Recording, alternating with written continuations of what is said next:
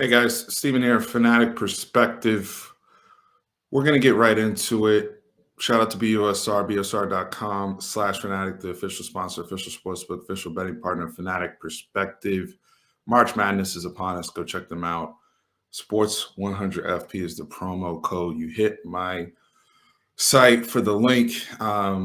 Those of you who are betting on March Madness, all these games out here, conference tournaments going on, the best reliable spot to do it is at busr.com/Fanatic.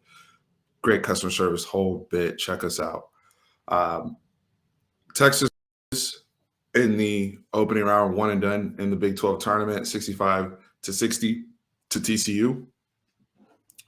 And I got a lot of crawl on my face right now because I thought this was a matchup that, obviously Texas had won both their matchups against TCU.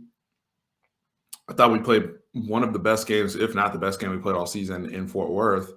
And then we had an amazing second half in Austin against TCU. I've really just liked the matchup against them all season. We come out in the first half and we're shooting. We look like the beautiful game 2014 San Antonio Spurs. We look like the Golden State Warriors at the end of that half with the way we're shooting the basketball. Not the whole half, but the end of the half, because early in the half we had issues with turnovers, which crept up again in the second half. But when this team was flowing and passing the ball, but being aggressive with their shots, guys being shot ready, whether it was, Devin Askew, Jace Febris hit, Courtney Ramey hit, Marcus Carr hit a couple, like it was across the board. They're just making shots. It was kind of like, oh, wow, these guys not only are playing defense very well, but look like they're having fun. Look like they enjoyed playing the game of basketball. And so I sent out the worst tweet I've ever sent and saying, this is why I kind of was looking ahead to Kansas. This team has lost the benefit of the doubt. And I have to take accountability because I overrated them for what they are and what they have been this season. I've overrated them. They've lost the benefit of the doubt, in my opinion. And to not be able to get it done against TCU, here's the issue. It's not losing to TCU. TCU is a 4-5 matchup, okay? TCU's not a bad basketball team whatsoever. Shout out to Jamie Dixon. Mike Miles comes back, does the whole Larry Bird versus the Pacers thing. We get it. Shout out to them. They beat Kansas there this year. They beat Texas Tech this year. They beat us this year. It's not losing to TCU. It's when you're up by 18 points at halftime. It's when you're shooting the basketball the way that you're shooting the basketball. You're controlling the game defensively. Everyone keeps telling me, oh, this team can win with defense, and Chris Beard's the lead coach defensively and all this type of stuff. And yeah, the metrics show that out, but it's March, guys. Did you see the sense of urgency that TCU played with in the second half? Did you see the desperation that they had? Did you see the interior toughness when it came to offensive rebounding, when it came to just controlling the paint? Eddie Lampkin all of a sudden is Joel Embiid, and we can't stop him inside. We can't get rebounds. We all of a sudden we're not the quicker team in the ball, loose balls. We already know our limitations athletically. We already know our limitations offensively. That's not new. But it's got to be a ramp. These guys are not new to college basketball. Marcus Carr, Timmy Allen, Andrew Jones, Courtney Ramey, Christian Bishop. They're veterans. I'm not mad about losing to TCU. I'm not mad about even the seed. We're probably going to be a 6 seed or a 7 seed or whatever. We're going to end up in a 6-11 matchup or a 7-10 matchup. And I don't know if this team is good enough to string together 2 wins to get to the second week. I don't know. I know they're capable, but I don't know with the sheer lack of consistency we see on offense. They act like they don't even want to score sometimes. But this team is full of veterans. They should know by now the intensity and the desperation come March, come postseason is different. Okay? Now, if you lose a dogfight to TCU and it's a 72-70 game and it's back and forth throughout, I get it. I get it. And there's a lot of teams that are, a lot of games, conference tournament right now. Shout out to BSR. You can bet these games. a lot of games going back and forth in the tournament like that. I get that. Chris Beard, if I'm able to take accountability for some shitty tweets that I made about us looking ahead and praising them and all this type of stuff, this is why we are in a bind as Texas fans, because the moment we want to have hope and be optimistic and really want to flex, we can't do that because we skip steps and then we fall back. We beat Kansas and then we fall back. And I hear you people in the comments right now that are going to jump in and say, well, Steve, well, we're going to have extra practices now. I don't really care about the Big 12 tournament.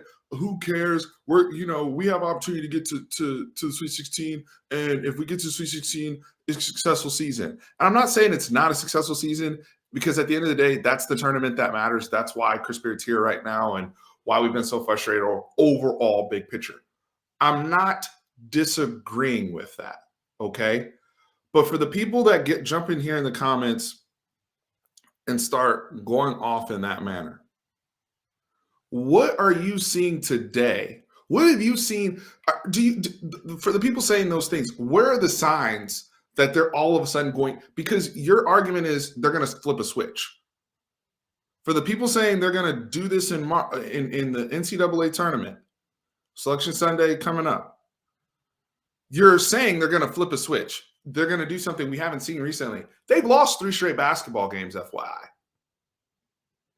Their last win was West Virginia. Nail biter. Team that was dead last in the Big 12. Nail biter. That was their last win. Wake up.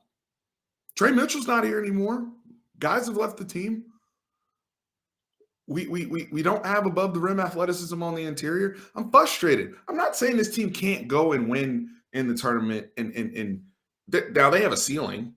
I will say that. I don't think they don't have the shot making ability, and they have some limitations on defense too. Better teams and offenses like we saw with Baylor, because this is the other thing too.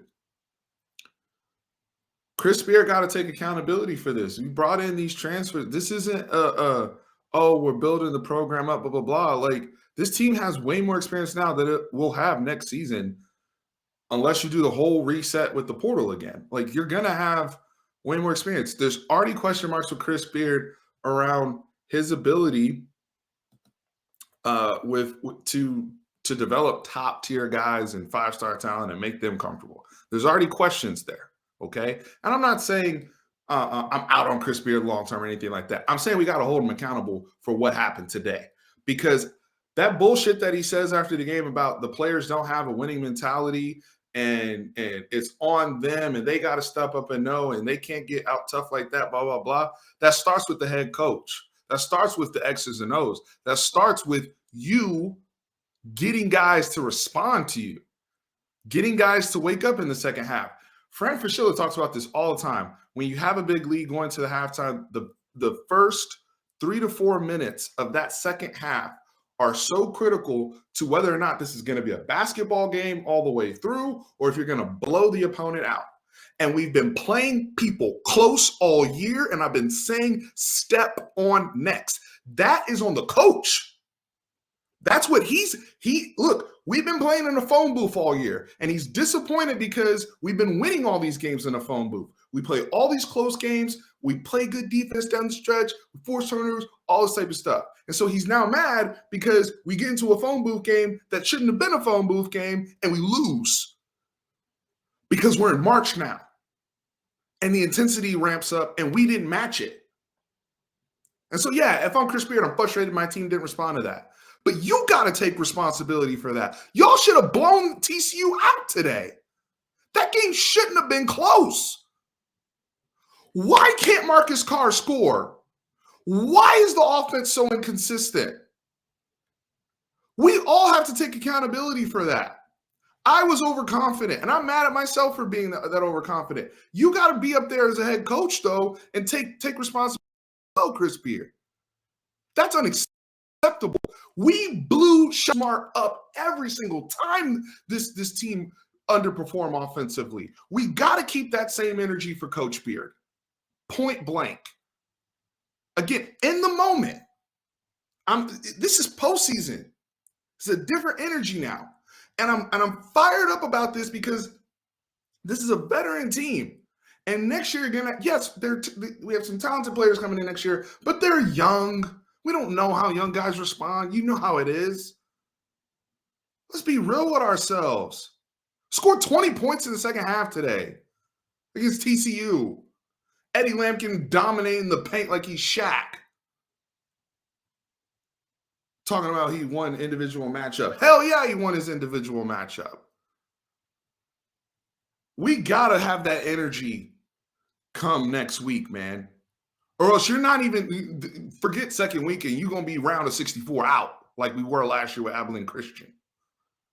I don't care who's on the floor. That's not good enough. Basketball, at the end of the day, people talk about, oh, we play great defense. It's March. You got to put the ball in the hoop. And we don't defend as well as you think we do. We do not defend as well as Virginia and Tony Bennett and them did a few years ago. The team that beat Texas Tech in the national championship game, where they're an elite defense. We have limitations. I've been saying all year we can be exploited on the inside. That's, whether it's Flo Thamba, whether it's David McCormick, anybody with a real big that can go over his shoulder and score and be physical in the post, especially now that you're down a big, Texas, we can be exploited there. Our guards can get exploited in the open court. I liked how we trapped. We did a better job trapping and forcing turnovers. We weren't consistent with it today. And TCU ends up going and scores 43 points in the second half and gets going offensively and getting and ones and making those tough plays. Balls flying around. All of a sudden, they're getting all 50-50 balls. So we got to score is my point. You can't just say, oh, well, it's March, we're going to play a great defense, blah, blah. Yeah, well, I'm hoping we get a matchup where we see somebody that's, that's not familiar to how tough the Big 12 has been, and we just jump them, and it's great, and it's awesome. And we get an upset in the second round to get to the Sweet 16. But we're hoping. I need evidence. Because right now, all I know is that we're a team that's lost. We're ending our season here with 3 straight losses.